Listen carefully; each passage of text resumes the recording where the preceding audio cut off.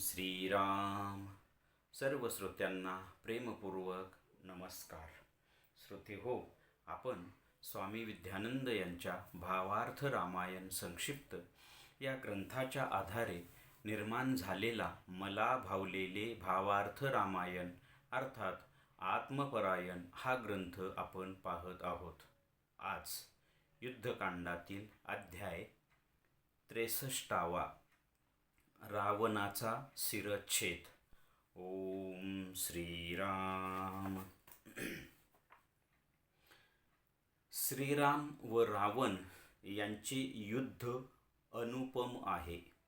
या युद्धाला दुसऱ्या कोणत्याच युद्धाची उपमा देता येणार नाही व असे युद्ध परत होणे नाही. श्रीराम प्रभू जेव्हा बाण सोडत होते तेव्हा 10ही शिरे उरली नव्हती, परंतु नवल असे घडत होते की एक एक शिर परत येत होते व ते शिर घेऊन राक्षस मंडळी त्यांचे पूजन करत होते. आता आपण साधकाच्या दृष्टीने पाहू. साधकाच्या अध्यात्म प्रवासातील त्याच्या या अंतरंगामध्ये त्याचे आत्मस्वरूप सद्गुरू म्हणजेच श्रीराम व त्याचा अशुद्ध अहंकार म्हणजेच रावण यांचे शुद्धी आणि अशुद्धीचे हे युद्ध म्हणजे आध्यात्मिक जगतातील अनुपमेय अशी घटना आहे. ते आत्मस्वरूप सद्गुरू जेव्हा आपल्या दिव्यरूप चैतन्याचे कृपाकटाक्ष म्हणजेच बाण त्या अशुद्ध अहंकारावर टाकत होते, तेव्हा त्या अशुद्ध अहंकाराची एक एक करून 10ही मुखे शुद्धातिशुद्ध होत होती. ती मुखे एवढी शुद्ध होत होती की आता कोणतीही वामशक्ती त्या मुखाद्वारे विकार व वासनांचे कोणतेही कार्य करू शकणार नव्हती. उलट आता त्या वामशक्तींना म्हणजेच राक्षस मंडळींना ती मुखे वंदनीय पूजनीय झाली होती. इथे आपणच असलेल्या रावणरूपी देहाला म्हणजेच अशुद्ध अहंकाराला दशद्वारे आहेत. ती दशद्वारे कोणती हे आपण मागील एका अध्यायात पाहिले आहे. तर या 10 मुखांपैकी 9 मुखे ही सदोदित अशुद्ध व विकारयुक्त असतात. त्यापैकी भ्रूमध्य हे एकच मुख असे आहे की ते या 9 मुखांना पुन्हा शुद्ध व विकाररहित करून आत्मारामाशी ऐक्य पावू शकते व रावणरूपी आपणच याच दशमद्वारावाटे सद्गुरु कृपा प्राप्त करून सायुज्य मुक्ती मिळवू शकतो. व इथे कथेतील रावण सुद्धा आपल्या दशमद्वारावर लक्ष केंद्रित करून श्रीरामांची विरोधी भक्ती व साधना करत होता. त्यामुळे शेवटच्या क्षणी त्याचे एक एक शिर म्हणजेच मुख जात होते व येत होते, म्हणजेच ते शिर किंवा ते मुख शुद्ध होत होते, पवित्र होत होते आणि ही किमया स्वतः श्रीराम प्रभू आपल्या कृपारूपी बाणाने साधत होते. आणि अशा प्रकारे श्रीराम प्रभू आपल्या विरोधी भक्ताला सुद्धा सायुज्य मुक्ती प्रदान करत होते. आता आपण याचं थोडक्यात सार पाहण्याचा प्रयत्न करूया. इथे कथेमध्ये असं म्हटलंय की राम रावणासारखं युद्ध कधीही घडलं नाही आणि पुढेही कधी घडणार नाही. त्या युद्धाला कसलीही उपमा देता येणार नाही. श्रीराम आपले एक एक बाण सोडत होते. रावणाचं एक एक शिर तुटायचं, ते निघून जायचं. तिथं त्याच्या जागेवर दुसरं शिर यायचं. अशी 10ही शिरे तुटली. आणि ते शिर जेव्हा तुटायचं, ते रावण मंडळी ते रावणाचं शिर घ्यायचे आणि त्याचं पूजन करायचे. तर हे असं का करत होती? तर आपण कथेच्या शेवटी ते पाहणारच आहोत की कारण रावण जरी श्रीरामांच्या विरोधी होता, परंतु तो त्याला त्याच्या जीवाला अंतरंगातून सायुज्य मुक्ती हवी होती. पण रावणाचा अहंकार असं करू देत नव्हता. म्हणून तो विरोध करून परंतु श्रीरामाची अखंड अनुसंधान होतं. आणि ते भ्रूमध्यात त्याचं सतत लक्ष, त्या केंद्रावर त्याचं सतत लक्ष असायचं. आणि तिथे त्याला सतत विरोधाने का होईना, परंतु श्रीरामांचं अनुसंधान असायचं. आणि समोर श्रीराम स्वतः त्याला बाण त्याच्यावर सोडत होते. म्हणजे जर साक्षात भगवान श्री महाविष्णू जर बाण सोडत असतील, तर त्यांच्या त्या बाणांनी कोणालाही मुक्ती मिळू शकते. आणि त्यामुळे रावणाला मरणोत्तर सायुज्य मुक्ती मिळालेली आहे. आता हे साधकाच्या दृष्टीने जर आपण पाहिलं, तर आपण आपल्या स्वतःवरून हे घ्यायचं. आपल्या अंतरंगातील आपले आत्मस्वरूप सद्गुरू आणि आपल्याच अंतरंगात असलेला रावणरूपी अशुद्ध अहंकार यांचं हे जे युद्ध असतं ना, याला हे अनुपमेय आहे. आध्यात्मिक जगतातील हे अनुपमेय युद्ध आहे. असं युद्ध कुठंच होत नाही आणि होणारच नाही. कारण बाकी सगळे घटक, आता आपण जर हा संपूर्ण आढावा जर घेतला, तर बाकी सगळे घटक हळूहळू शुद्ध होतात. परंतु अशुद्ध अहंकार हे शुद्धीचं नाव घेत नाही किंवा शुद्धी होऊ देत नाही. आणि शेवटी आत्मस्वरूप सद्गुरूंना त्या अशुद्ध अहंकाराच्या शुद्धीसाठी साधकाच्या जीवाकडून वैशिष्ट्यपूर्ण अशी साधना करून घ्यावी लागते. आणि ती साधना करत असताना सद्गुरू त्या साधकाच्या नवद्वारांचं शुद्धीकरण करून घेत असतात.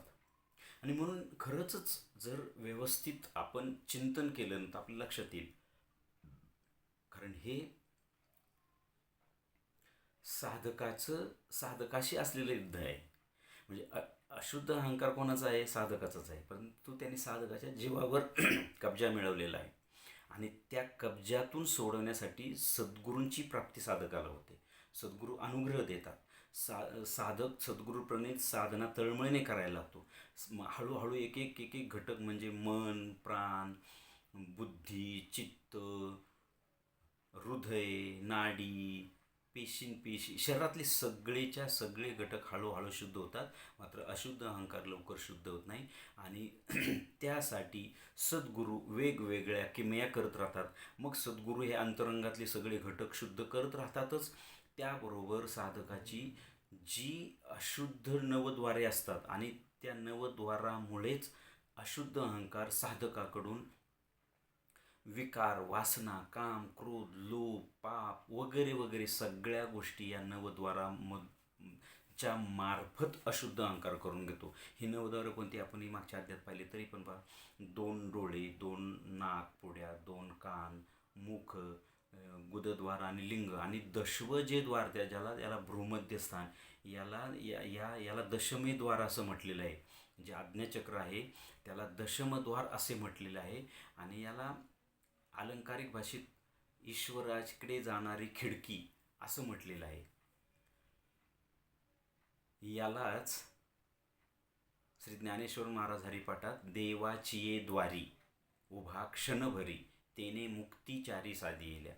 हे देवाचं जे द्वार आहे ते म्हणजे हे देवाचं द्वार आहे. देव इथे आहे, आत्मा इथे आहे, परंतु देवाचं द्वार आहे. किंवा याला श्री ज्ञानेश्वर मोटके क्षण म्हणतात. इथलं क्षण महत्त्वाचं आहे. आणि इथं हे स्थान सद्गुरूंचं असतं. सद्गुरूंची इथे साधकाला कृपा मिळते आणि त्या कृपेने मग ही नवद्वारं शुद्ध केली जातात. म्हणजे हे 2 डोळे, डोळ्यांनी चांगलं पाहायचं, डोळे वाईट पाहतात. जशी जशी साधकाची प्रगती होत जाते, जसजशी साधकाच्या अंतरंगातील घटक शुद्ध होत जातात, तसे साधकाची दृष्टी बदलत जाते. जगाकडे पाहण्याची, घटनेकडे पाहण्याची, ईश्वराकडे पाहण्याची, वस्तूकडे पाहण्याची, स्वतःकडे पाहण्याची दृष्टी बदलत जाते. कानाने काय ऐकावं, मुखाने काय बोलावं, नाकाने कसा गंध घ्यावा वगैरे वगैरे, ही नवद्वारे शुद्ध होतात.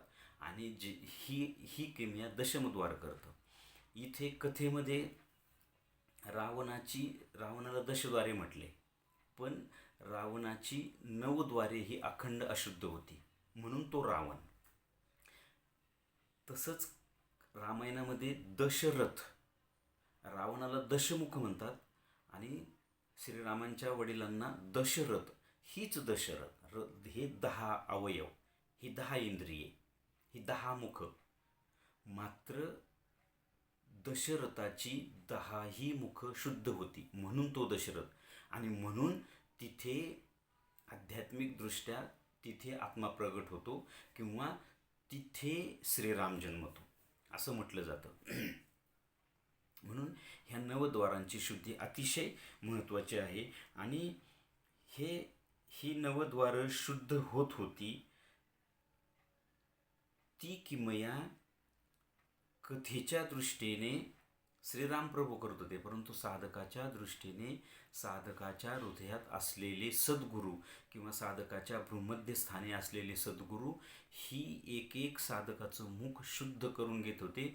एवढी शुद्ध केली जातात की परत ती नवमुख परत वामशक्तींच्या आहारी जात नाही किंवा त्या नवद्वारांच्या द्वारे वामशक्ती कुठलंच कार्य करू शकत नाही. मात्र हे केव्हा होतं, जेव्हा ही नवद्वारे बऱ्यापैकी म्हणजे 99% शुद्ध होतात, त्यानंतर सद्गुरू साधकाला आत्मसाक्षात्कार करून घेतात.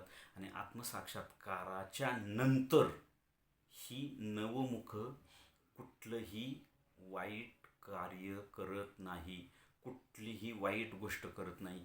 म्हणजे या नवद्वारांच्या द्वारे कुठलीही वामशक्ती कार्य करू शकत नाही. म्हणजे डोळ्याने वाईट पाहणार नाही, चांगलंच पाहणार, कानाने चांगलंच ऐकणार, मुखाने चांगलं, म्हणजे एकूण ईश्वरीय गुणगानच करणार, ईश्वरीय भक्तीच करणार किंवा ईश्वराच्या सतत अनुसंधानातच ही मुखे असणार. अंतरंगातून घडत राहणार, बाह्यंगाने कुणालाही हे समजणार नाही, कारण संत कुणालाही समजत नाहीत, ते अंतरंगातून अखंड ईश्वराशी जोडलेले असतात. अशा अवस्थेमध्ये गेल्यानंतरच या नवमुखांचं वाईट कार्य करण्याचं कार्य बंद पडतं. आणि अशा प्रकारे या अशुद्ध आणि विकारयुक्त असतात. त्यापैकी हे जे भ्रूमध्य आहे, हे एकच मुख असं आहे की ते आपल्याला आत्मसाक्षात्कार करून देऊ शकतं, ईश्वराचा साक्षात्कार करून देऊ शकतं. आणि सद्गुरू इथूनच साधकाच्या ठिकाणी कार्य करतात, या भ्रूमध्यातूनच. म्हणून आपण जी साधना करतो ध्यानाची, ती ध्यानाची साधना करताना भ्रूमध्यात एकाग्र व्हायचं असतं. कारण भ्रूमध्यच हे असं स्थान आहे की आपल्याला ईश्वरप्राप्ती करून देऊ शकतं. कारण ते स्थान सद्गुरूंचं आहे, तिथे आपण सद्गुरूंशी जोडले जातो, सद्गुरूंची शक्ती आपल्याला मिळते. आणि ती सद्गुरू आपल्या सगळी शुद्धी करून घेते. म्हणजे मन, प्राण, देह, मनाची शुद्धी आधी केली जाते, नंतर प्राणाची, नंतर देहाची, आणि देहातली ही नवद्वारे. अशा प्रकारे संपूर्ण शुद्धी इथून केली जाते. म्हणून आपण बहुतांशी जेवढ्या कुठल्या साधना असतील ध्यानांच्या, तिथे त्या साधनेमध्ये हेच सांगितले की भ्रूमध्यामध्ये लक्ष केंद्रित करा किंवा भ्रूमध्यामध्ये मन एकाग्र करा. या अशा पद्धतीने ही साधना करून आपण आत्म्यापर्यंत जाऊ शकतो. आणि इथे कथेत म्हटलं की असं या कथेतील रावणसुद्धा, आणि आपणच रावण आहोत, कारण जोपर्यंत आपल्या ठिकाणचा अहंकार अशुद्ध आहे तोपर्यंत आपण रावणच आहोत. हां, जेव्हा आपल्याला आत्मसाक्षात्कारी सद्गुरू मिळतात, आपण साधनेला लागतो, हळूहळू ही शुद्धी व्हायला लागते, मन, प्राण, देहाची, या नवद्वारांची वगैरे, तेव्हा हळूहळू आपण रावणाकडून दशरथाकडे वळतो. परंतु संपूर्णपणे दशरथ आपण कधी होऊ शकतो? जेव्हा ही नवद्वारे शुद्ध होतात, आपल्याला सद्गुरूची पूर्ण कृपा होते, सद्गुरूंशी एकरूपता होते आणि सद्गुरू आपल्याला आत्म्याचा साक्षात्कार करून घेतात, तेव्हा आपण दशरथ होतो. तेव्हा आपल्याला आत्मा भेटतो, तेव्हा आपल्याला ईश्वर भेटतो आणि त्यापुढेची जी प्रक्रिया आहे राम होण्याची किंवा राम मिळवण्याची, ती प्रक्रिया पुढे सुरू होते. म्हणून इथे हा कथेमध्ये सुद्धा रावण सुद्धा आपल्या दशमद्वारावर लक्ष केंद्रित करून श्रीरामांची विरोधी भक्ती व साधना करत होता. त्यामुळे शेवटच्या क्षणी त्याचे एक एक शिर म्हणजेच मुख जात होते व येत होते, म्हणजेच ते शिर शुद्ध होत होते, पवित्र होत होते आणि ही किमया स्वतः श्रीराम प्रभू आपल्या रूपी बाणाने करत होते. आपल्या ठिकाणी आपले सद्गुरू आपल्यावर कृपेच्या कटाक्षाने, म्हणजे त्यांची सतत दृष्टी, सद्गुरूंची शिष्यावर सतत दृष्टी असते, गारीसारखी फिरत असते. आणि त्या दृष्टीतून ते प्रक्षेपण करत असतात शिष्यावर आणि त्या प्रक्षेपणातून आपली शुद्धी करत असतात. मात्र ही प्रक्रिया खूप मोठा प्रवास असतो. मात्र याच्यासाठी साधकाची तयारी पाहिजे. तयारी कुठली? त्याची इच्छा पाहिजे, त्याने साधना केली पाहिजे, त्याने भक्ती केली पाहिजे, त्याने सतत प्रार्थना केली पाहिजे, त्याने सतत मला तुमची प्राप्ती हवी, मला ईश्वराची प्राप्ती आहे, मला आत्मसाक्षात्कार करून हवा आहे, मला ईश्वराची भक्ती हवी आहे, मला ही सतत सद्गुरूंकडे त्याने मागणी केली पाहिजे. मग सद्गुरू ही किमया करतात. शिष्याने जर काहीच केलं नाही तर सद्गुरू काय करणार? म्हणजे सद्गुरू तिकडनं आपल्याला कृपा द्यायला तयार आहेत, चैतन्य द्यायला तयार आहेत, शक्ती द्यायला तयार आहेत, परंतु शिष्याने जर डोळे झाकले, उन्मुक्ता दाखवली नाही, आपलं संपूर्ण बंद केलं, तर मग ती कृपा कशी मिळेल? म्हणजे एखाद्याने आपल्या अकाउंटवर पैसे पाठवायचे आहेत आपल्याला, पण आपण अकाउंटच बंद केलं तर कसे पैसे पाठवणार तो माणूस? तसं सद्गुरू द्यायला तयार असतात. शिष्याने उन्मुक्ता दाखवली पाहिजे, प्रयत्न केला पाहिजे, मग ह्या गोष्टी होतात. रावणाने विरोधी पद्धतीने का होईना पण हेच केलं आणि म्हणून रावणाला मरणोत्तर ती सायुज्यमुक्ती मिळाली. हेच या अध्यायाचं सार असावं असं मला वाटतं. श्रीरामार्पणमस्तु. हरिओम तत्सत. ब्रह्मार्पणमस्तु.